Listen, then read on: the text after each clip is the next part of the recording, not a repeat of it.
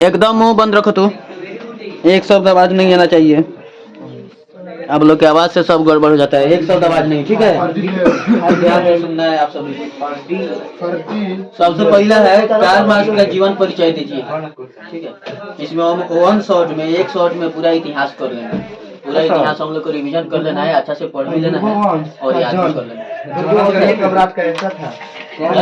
Ninth वाला तुम लोग उधर रहो, बहुत एक शब्द नहीं बोलो, ठीक है। को ध्यान से सुनते जाओ। कहाँ बोलो तो इसमें हम लोग एक शॉट में पूरा देख लेंगे, पूरा इतिहास अच्छा से पढ़ लेंगे। पहला क्वेश्चन था कार्ल मार्क्स का जीवन परिचय दीजिए। ये 3 अंक का भी आ सकता है, चाहे 5 अंक का भी आ सकता है। कार्ल मार्क्स को समाजवादियों का पिता कहा जाता है, जनक। कार्ल मार्क्स को बाइबिल कहा गया है, समाजवादियों के पिता का मतलब कार्ल मार्क्स 1867 में दास कैपिटल नाम का पुस्तक लिखा, जिसे समाजवादियों का बाइबिल कहा। कार्ल मार्क्स एक बहुत महान व्यक्ति हुआ, जिसका जन्म 5 मई 1818 ईस्वी को जर्मनी के ट्रियर नगर में हुआ था। यहाँ पर लिखा दिया है, ठीक है। इनके पिता का नाम हेनरी मार्क्स था, जो एक प्रसिद्ध वकील थे। और इनकी जो माँ थी ना, वो भी बहुत शिक्षित थी, बहुत एजुकेटेड, बहुत अच्छी थी। माँ के प्रेम के वजह से ये इतना महान बन पाए। माँ उसको बचपन में सिखाया करती थी कि बेटा मिलजुल कर रहना चाहिए, खूब प्रेम से रहना चाहिए, कभी भी आपस में झगड़ा नहीं करना चाहिए। इतना उसको प्रेम से रखी थी, इतना प्रेम से पालन पोषण की थी कि कार्ल मार्क्स अपने माँ के प्रेम से प्रेरित होकर जितना भी चीज लिखा ना, सब अपने माँ को समर्पित कि माँ के वजह से ही हम यहाँ तक आ गए। इतना मानती थी उसकी माँ, समझे। इसीलिए कार्ल मार्क्स किससे प्रेरित था? अपने माँ से। बाद में यह बोन विश्वविद्यालय और बर्लिन विश्वविद्यालय में भी शिक्षा प्राप्त किया, और शिक्षा प्राप्त करके उसके बाद में खूब ज्यादा विचार किया, सोचा कि अभी क्या चल रहा है दुनिया में। देखिए, जब तक हम लोग सोचते नहीं है ना, तब तक हम लोग आगे नहीं बढ़ पाते। तो सोचना चाहिए, जितना सोचिएगा उतना माइंड डेवलप करेगा। अब ऐसा नहीं है कि एक ही बात को आप सोचते रहिए 1000 बार, लाख बार, 500 बार सोच सकते हैं एक बार। 500 बार सोचिएगा तो उसका एक न एक निष्कर्ष निकल जाएगा, निचोड़ निकल जाएगा। उसी तरह कार्ल मार्क्स सर एक अच्छा से चिंतन किया, शांति से। सर 1000 सोचेंगे तो 1000 में सोचेंगे तो कोई दिक्कत नहीं, लेकिन एक बात को 500 सोचना कम थोड़े होगा। आप 500 सोचिए तो एक न एक निष्कर्ष आराम से निकलेगा। आज जो निष्कर्ष निकलेगा एकदम गादा निष्कर्ष निकलेगा, अच्छा निष्कर्ष।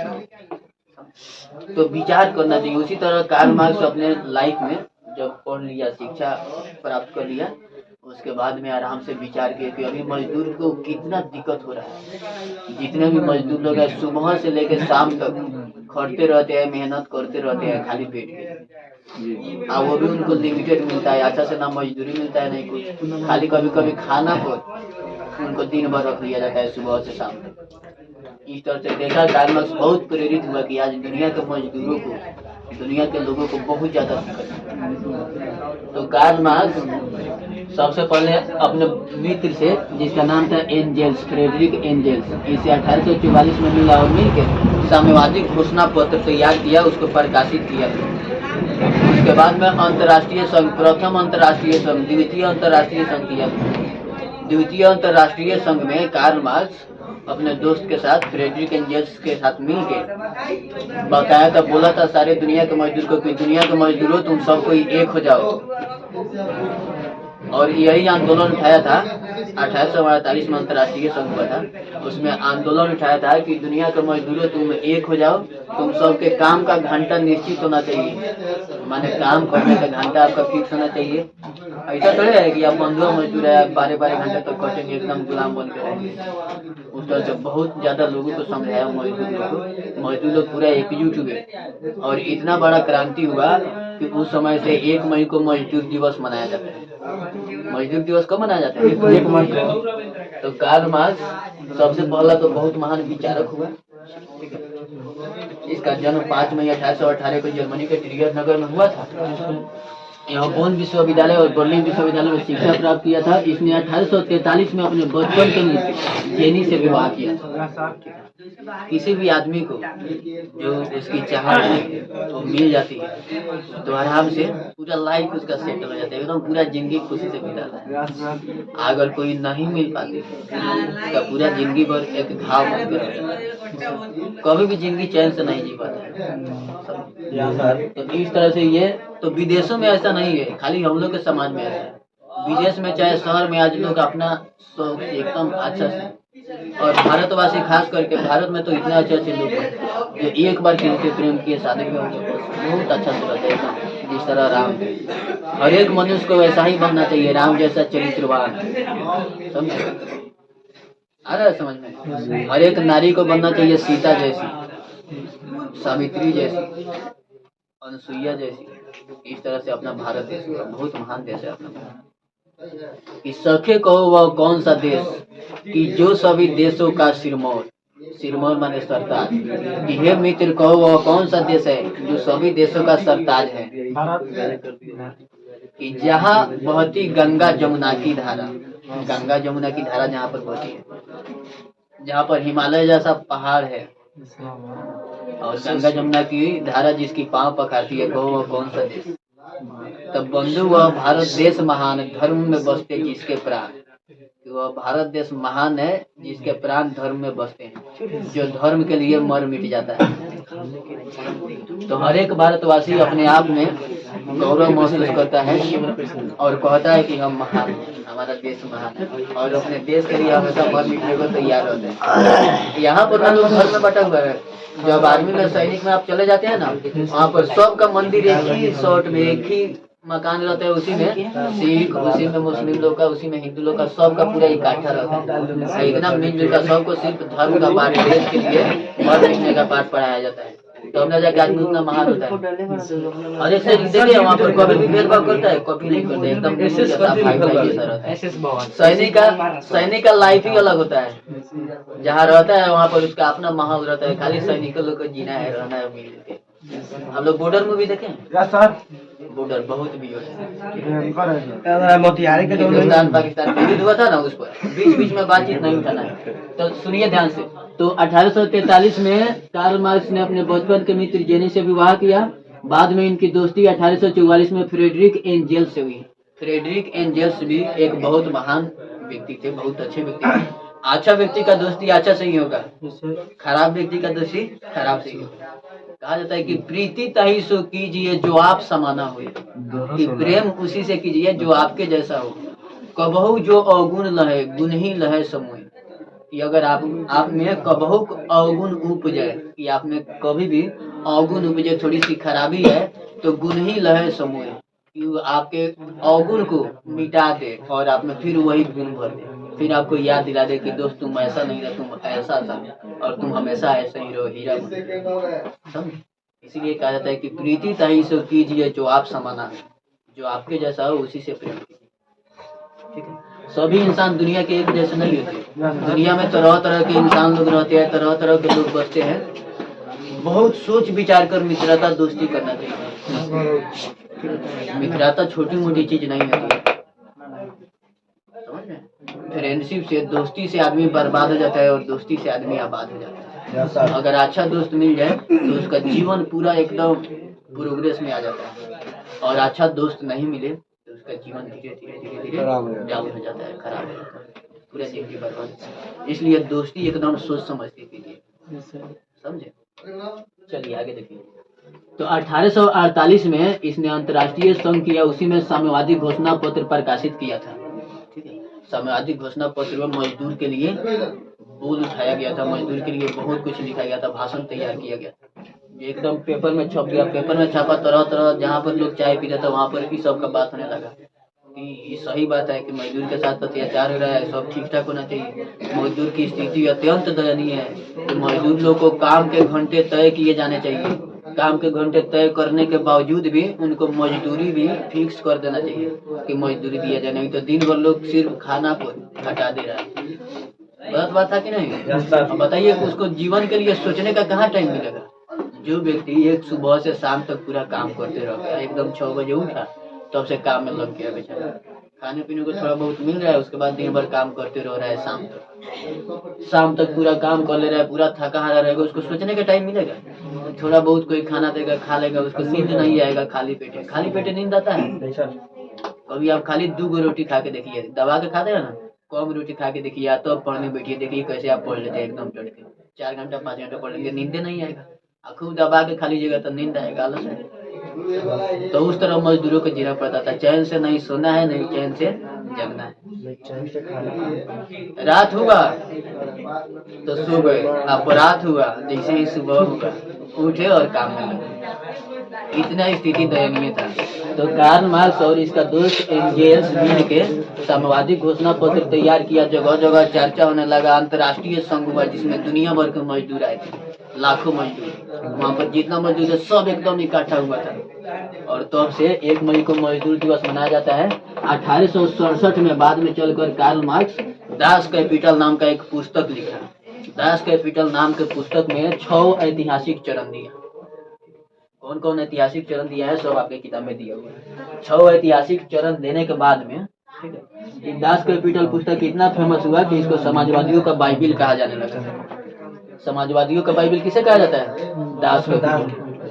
और बाद में इसे समाजवाद का जनक कहा जाने लगा, क्योंकि समाजवाद को, कि समाज में व्यक्ति को कैसे रहना चाहिए, कितना मिलजुल कर रहना चाहिए, उसका काम का घंटा फिक्स होना चाहिए कि नहीं, उसका जीवन, उसको भी सोचने का मौका मिलना चाहिए कि नहीं, उसको भी जिंदगी में कुछ आगे करने का मौका मिलना चाहिए कि नहीं, इन सब बातों को सोच के विचार के ये पुस्तक लिखा दास कैपिटल, जो इतना फेमस हुआ कि इसको समाजवादियों का बाइबिल कहा जाने लगा और कार्ल मार्क्स को समाजवाद का जनक कहा जाने लगा।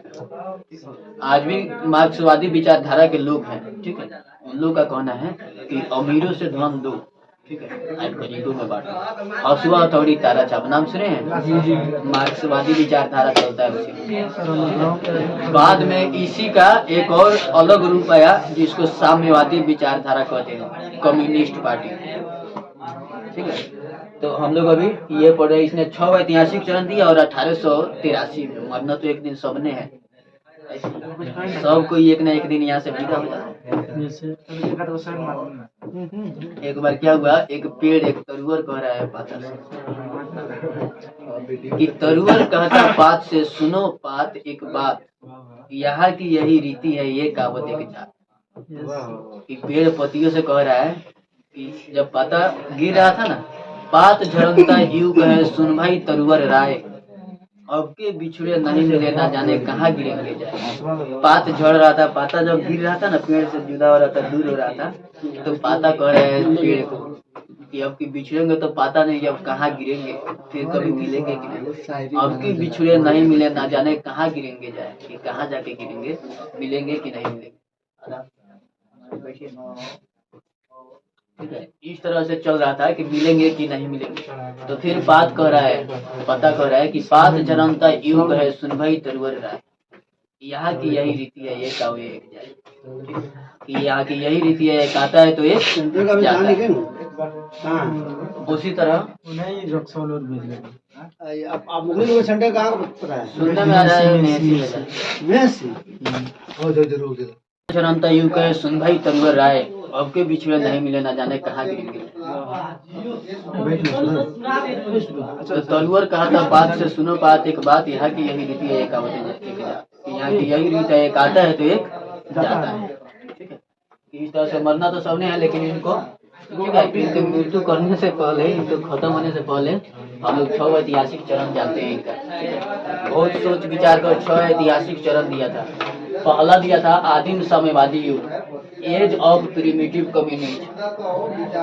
इसमें आदिम साम्यवादी युग के बहुत पहले के लोग कैसे रहते थे, कैसे अपना कम्युनिटी बनाते थे, कैसे चलता था उनमें बात विचार, सब कुछ कैसे चलता था। आदिम साम्यवादी युग में उन्होंने खूब अच्छा से वर्णन किया, आदि काल को बताया कि पहले कैसे चलता था। फिर दूसरा इनका था दास्ता का युग, स्लेव एज, गुलामी का युग। फिर तीसरा ऐतिहासिक चरण दिए सामंती युग, जिसको फ्यूडल एज बोलते हैं। चौथा ऐतिहासिक चरण पूंजीवादी युग, कैपिटलिस्ट एज। पूंजीवाद मतलब समझते हैं कि धन दौलत वालों का युग है, पूंजीवाद माने धन दौलत वालों का रुपया पैसा बना। पूंजी विश्वास। पूंजीवादी युग के बाद में पांचवा कौन युग आया? समाजवादी युग, सोशलिस्ट एज। और आगे बताया कि आगे इसी का एक नया युग आएगा, साम्यवादी युग, जिसको कम्युनिस्ट एज कहते हैं। और मार्क्स ने 5 सिद्धांत भी दिए। पहला था द्वंद्वात्मक भौतिकवाद का सिद्धांत, दूसरा वर्ग संघर्ष का सिद्धांत, तीसरा इतिहास की भौतिकवादी व्याख्या, चौथा मूल एवं अतिरिक्त मूल का सिद्धांत। अतिरिक्त मूल मतलब समझते हैं? टैक्स, ये लाभ के लिए कुछ और करना है। राजहीन व वर्गहीन समाज की स्थापना। देखिए ये 1867 में, आज से 200 साल पहले इतना नया नया थ्योरी दिया गया, ऐसा ऐसा इतिहास में चीज बताया कि लोग उसको समाजवाद का जनक, समाजवाद का पिता कहने लगे। और 1883 में कार्ल मार्क्स की दूसरा आपका क्वेश्चन क्या था? होचिमिन। होचिमिन कौन था? होचिमिन कौन था?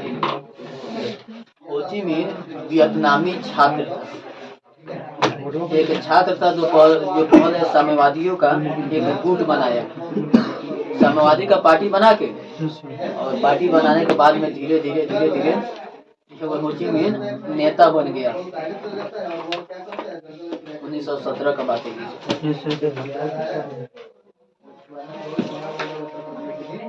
अभी पाउस कर देख बताएंगे। ऐसा हॉल ले रहा तो सही रहला। हॉल ले रहा गोलका ले रहा नहीं चुनावी एक और अच्छा देखिए सब कोई ध्यान दीजिए तो क्रिया को कोई बताते नहीं है नाम।